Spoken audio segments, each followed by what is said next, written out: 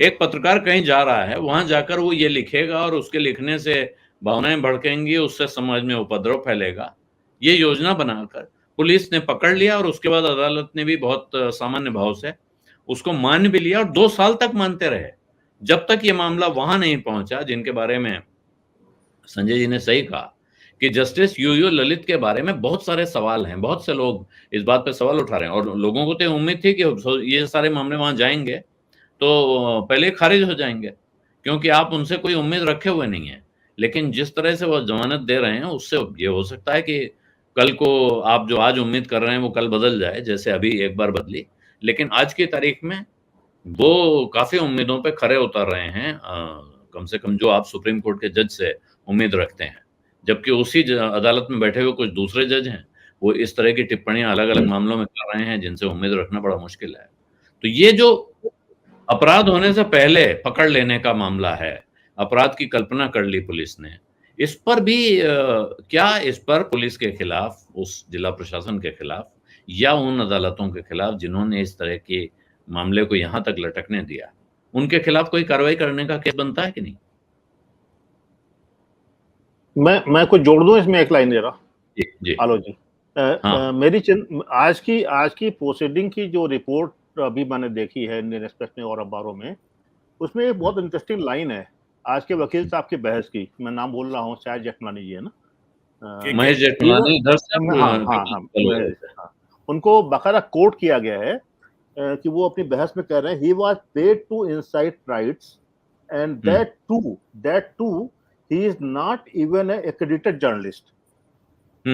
अब इससे हम क्या समझे कि अब यूपी की सरकार पत्रकारों पे इस तरह पिल पड़ेगी कि एक्रेडिशन है नहीं है, डेस्क है कि रिपोर्टर हैं, संपादक हैं कि नहीं है, इस तरह से फैसले होंगे, इस तरह से केसेस दर्ज होंगे।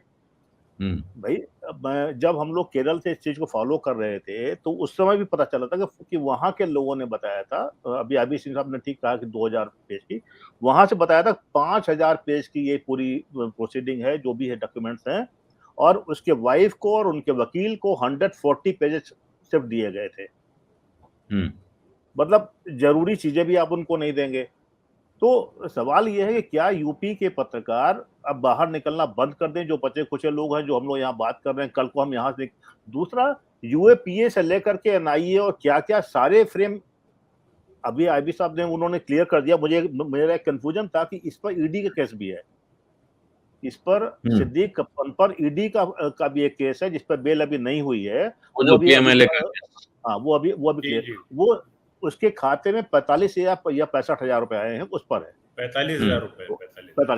अब इस तरह से तो मतलब ये बड़ी चिंता का विषय है।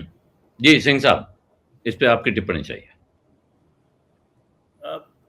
जी, मैं लिंक से हट गया था, थोड़ा सा आवाज आई जी, जरा दोहरा। कोई भी कहीं भी कुछ भी फ्रेम कर दिया जा रहा है, ये हमारी चिंता का विषय है। देखिए, चिंता की विषय ये भी है कि अभी परसों के अखबार में जो राज्य सरकार ने काउंटर एफिडेविट फाइल की थी, वो पूरी की पूरी हिंदुस्तान टाइम्स में छपी है।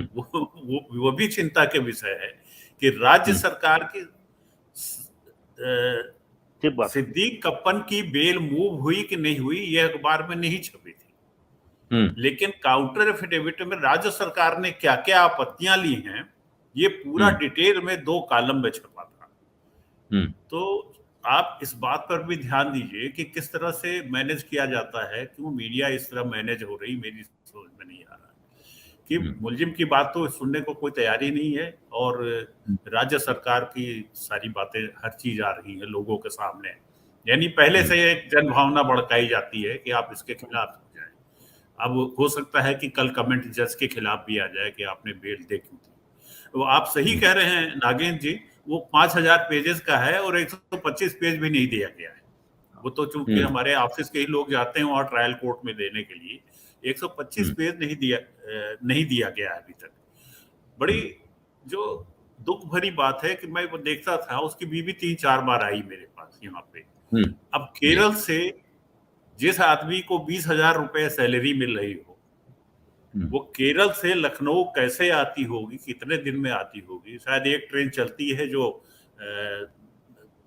48 और 60 घंटे ट्रेन लगती है यहाँ तक आने में। वो बेचारी आती थी, वो देख करके बड़ा दुख होता था। लेकिन अब ये सब फ्लाइट कोई देखने वाला नहीं है। तो मुझे लगता है कि अब आपको एडिटर्स गिल्ड को थोड़ा फाइनेंशियल हेल्प भी देना पड़ेगा ऐसे पत्रकारों को जो ऐसे झूठे मामलों में फंसाए जा रहे हैं। सत्य हिंदी का ऐप डाउनलोड करें गूगल प्ले स्टोर पर।